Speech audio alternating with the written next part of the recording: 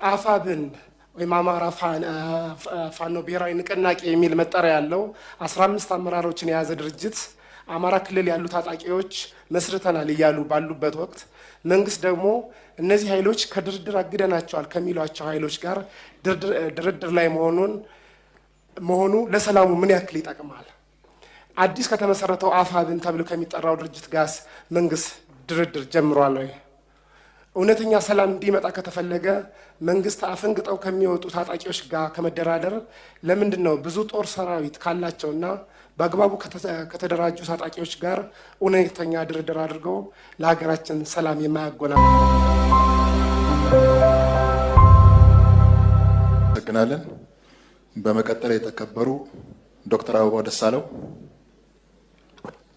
አመሰግናለሁ። የተከበሩ አፈ ጉባኤ፣ አመሰግናለሁ። ክቡር ጠቅላይ ሚኒስትር፣ ጥያቄን እንደሚከተለው አቀርባለሁ።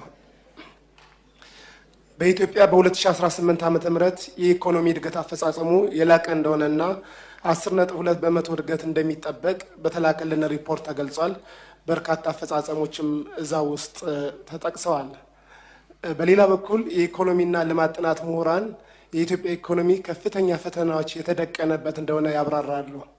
እንደ ማሳያም በሀገሪቷ ያለው በጣም ከፍተኛ የዋጋ ንረት፣ በጣም ከፍተኛ የውጭ ዕዳ፣ ስር የሰደደ የውጭ ምንዛሬ እጥረት፣ በጣም ከፍተኛ የወጣቶች ስራ አጥነትና በእጅጉ ዝናብ ላይ ጥገኛ የሆነ ግብርና ይጠቀሳሉ።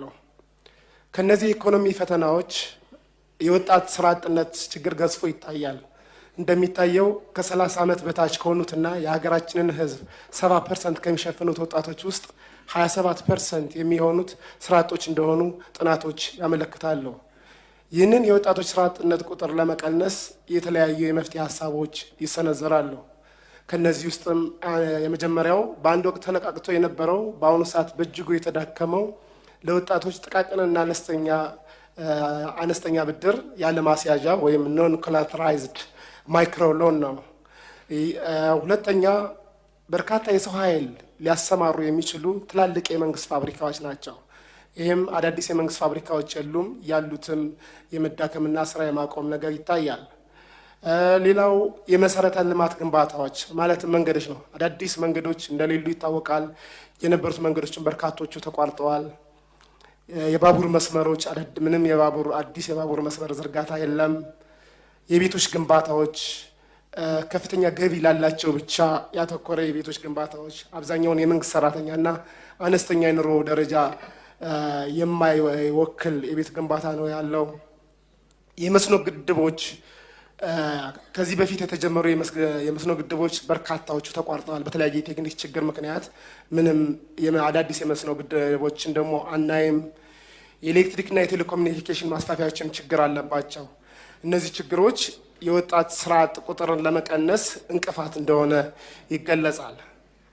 ይህንን ግዙፍ የወጣቶች ስራ አጥነት ችግር ለመፍታት ለመሆኑ መንግስት ምን እየሰራ ነው? ከላይ ለጠቀስኩት የኢኮኖሚ ችግር አባባሽ ምክንያቶች ውስጥ በዋነኝነት የሚጠቀሰው በሀገሪቱ ውስጥ ያለው የሰላም እጦት ነው። ይህ የሰላም እጦት በዋነኝነት ግጭት ባለባቸው በአማራ፣ በኦሮሚያ፣ ትግራይና ጋምቤላ ይስተዋላል። ነገር ግን ግጭት በሌለባቸውም የዲሞክራሲ መብታቸውን ለማስጠበቅ በሚሞክሩ የመዋቅርና የማንነት ይከበርልን ጥያቄ ባነሱ ግለሰቦችም ከፍተኛ የሰብአዊ መብት ጥሰት እንዳለ ለምሳሌ በደቡብ ክልል አባላት ይጠቅሳሉ በተደጋጋሚ ጊዜ። ይህንን የሰላም እጦት ለመቅረፍ በተደጋጋሚ ጊዜ የታጠቁ ኃይሎች መካከል እውነተኛ ድርድር እንዲደረግ፣ የፖለቲካና የህሊና እስረኞች እንዲፈቱ፣ የንጹሐን ጥቃት እንዲቆም ላለፉት 3 ዓመታት ወትውተናል። ሆኖም ምንም እንኳን መንግስት ቀደም ብሎ ከኦሮሚያ ታጣቂዎች ጋር በቅርቡ ደግሞ በአማራ ክልል ከሚንቀሳቀሱ የታጣቂ መሪዎች ጋር ድርድር አደረግኩ ቢልም ምንም የተሻሻለ የሰላም ሁኔታ እንደሌለ ነዋሪዎች ይገልጻሉ። አፋብን ወይም አማራ ፋኖ ብሔራዊ ንቅናቄ የሚል መጠሪያ ያለው 15 አመራሮችን የያዘ ድርጅት አማራ ክልል ያሉ ታጣቂዎች መስርተናል እያሉ ባሉበት ወቅት መንግስት ደግሞ እነዚህ ኃይሎች ከድርድር አግደናቸዋል ከሚሏቸው ኃይሎች ጋር ድርድር ላይ መሆኑ ለሰላሙ ምን ያክል ይጠቅማል? አዲስ ከተመሰረተው አፋብን ተብሎ ከሚጠራው ድርጅት ጋር መንግስት ድርድር ጀምሯል ወይ? እውነተኛ ሰላም እንዲመጣ ከተፈለገ መንግስት አፈንግጠው ከሚወጡ ታጣቂዎች ጋር ከመደራደር ለምንድን ነው ብዙ ጦር ሰራዊት ካላቸውና በአግባቡ ከተደራጁ ታጣቂዎች ጋር እውነተኛ ድርድር አድርገው ለሀገራችን ሰላም የማያጎናጽፈው? መንግስቶ ይህ ሰላምን ሳያረጋግጥ በተደጋጋሚ የሚነሳውን በርካታ የልማት ጥያቄ፣ የወደብ ጥያቄ፣ ስኬታማ ምርጫና ሀገራዊ ምክክርስ እንዴት ሊያሳካ ይችላል? አመሰግናለሁ። እናመሰግናለን። በመቀጠል የተከበሩ አምባሳደር ዲና ሙፍቲ። አመሰግናለሁ። የተከበሩ አፈ ጉባኤ፣ ክቡር ጠቅላይ ሚኒስትር ዶክተር አብይ ለጥያቄዎቻችን ምላሽ ለመስጠት እንደተለመደ ሁሉ እዚህ ስለተገኙ ከልብ አመሰግናለሁ። ክቡር ጠቅላይ ሚኒስትር፣ እርስዎ በደንብ እንደሚያውቁት በብዙ ሀገራት የፖለቲካ አቋም ልዩነት መኖሩ እንዳለ ሆኖ በሀገሮች ብሔራዊ ጥቅም ላይ ሁሉም አካላት ማለትም የፖለቲካ ፓርቲዎች፣ ምሁራን፣ የተለያዩ ማህበረሰብ ክፍሎች፣ አጠቃላይ ምልዓተ ህዝቡ በሀገር ጥቅም ላይ ይስማማሉ። በሀገር ጥቅም ላይ በብሔራዊ ጥቅም ላይ አይደራደሩም። ብሔራዊ ጥቅም መንግስታት ሲቀያየሩ የማይቀያየር ቋሚ እሴት ነው። ባለመታደል ሆኖ በሀገራችን ብሔራዊ ጥቅምን ከቡድንና ከስልጣን ጋር በማያያዝ ለሀገር ህልውና አደጋ የመፍጠር ሁኔታዎች ይታያሉ። በዚህም ሁኔታ በብሔራዊ ጥቅም የሚደራደሩ ቡድኖችና ግለሰቦችን በሀገራችን የማየት አሳፋሪና አሳዛኝ ሁኔታ ይስተዋላል።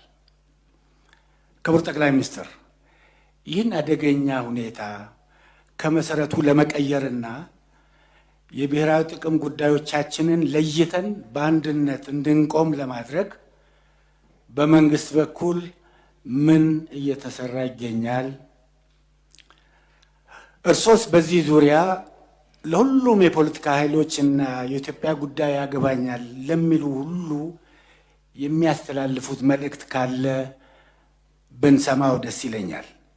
በመጨረሻም ብሔራዊ ጥቅሞቻችንን በፖለቲካ፣ በኢኮኖሚ፣ በማህበራዊና በወታደራዊ ዘርፎች በማሳደግ የሀገራችንን የዲፕሎማሲ ከፍታ በሀገራችን የዲፕሎማሲ ከፍታ እንዲመዘገብ እርስዎ ለሰጡት ብርቱ አመራር ያለኝን ከፍተኛ አድናቆት ገልጻለሁ።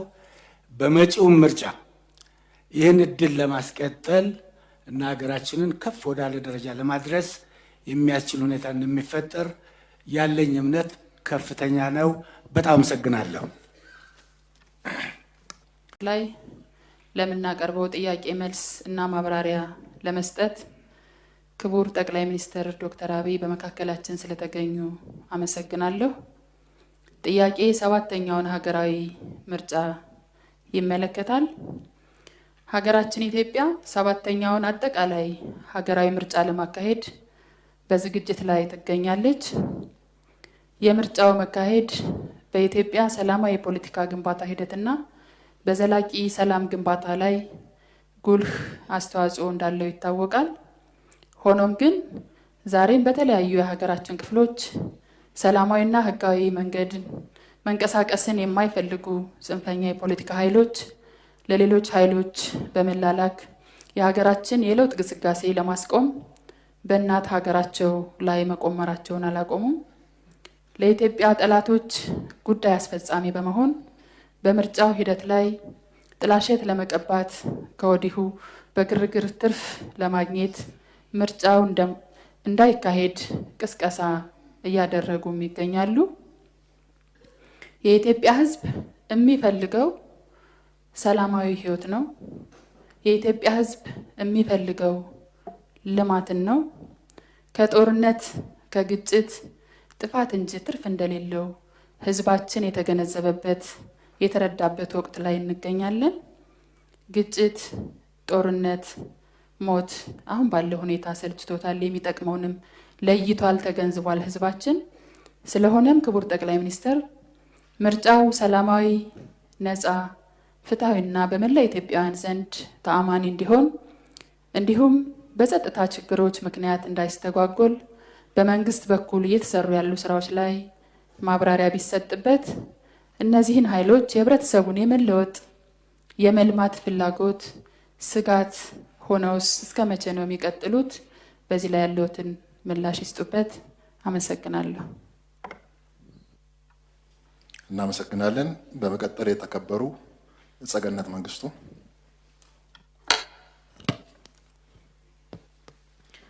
አመሰግናለሁ። የተከበሩ አፈ ጉባኤ፣ እንዲሁም ክቡር ጠቅላይ ሚኒስትር፣ የተከበረው የህዝብ ተወካዮች ምክር ቤት ለሚያነሳው ጥያቄዎች ምላሽና ማብራሪያ ለመስጠት በመካከላችን ስለተገኙ አመሰግናለሁ። ክቡር ጠቅላይ ሚኒስትር፣ በሀገራችን ለዘመናት ስር ሰዶ የቆየው የመጠፋፋት ፖለቲካን ለመቀየር እየሰሩት ያለው ስራ በሂደት ፍሬ እያፈራ እንደሚሄድ ጥርጥር የለውም። ለዚህም ሀገር የማዳን ስራ እየሰሩት ያለው ስራ ትውልድ ያመሰግኖታል። እኔም እንደ አንድ የህዝብ ተወካይ ላመሰግኖት እወዳለሁ። በተመሳሳይ በሀገራችን ዘላቂ ሰላም እንዲረጋገጥ እርስዎና መንግስቶ ያሳዩት ቁርጠኝነት እጅግ የሚደነቅ ነው። ለዚህም በተግባር የተለያዩ አብነቶች ማንሳት ይቻላል።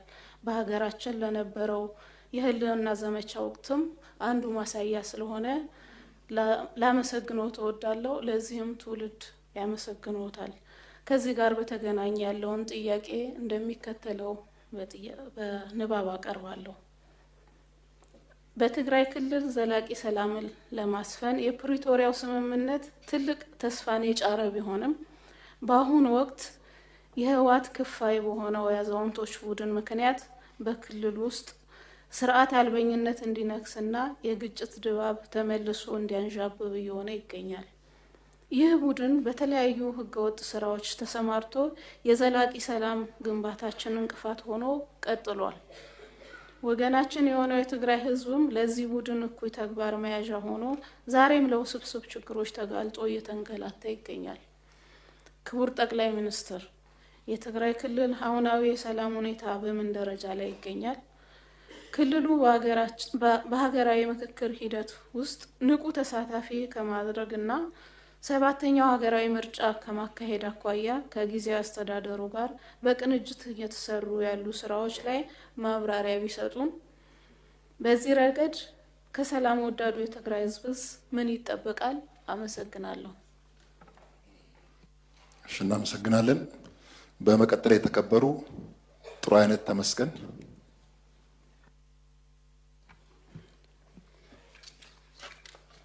አመሰግናለሁ። የተከበሩ አፈ ጉባኤ፣ ክቡር ጠቅላይ ሚኒስትር፣ በመንግስት የ6 ወራት የዕቅድ አፈጻጸም ሪፖርት ዙሪያ ለሚነሱ ጥያቄዎች ምላሽና አስተያየት ለመስጠት በመካከላችን ስለተገኙ እያመሰገንኩ ጥያቄ እንደሚከተለው አቀርባለሁ።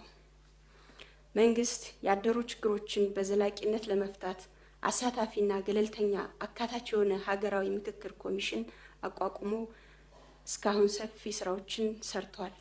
አሁን ላይ የምክክር ሂደቱም ወደ ወሳኝ ምዕራፍ ተሸጋግሯል።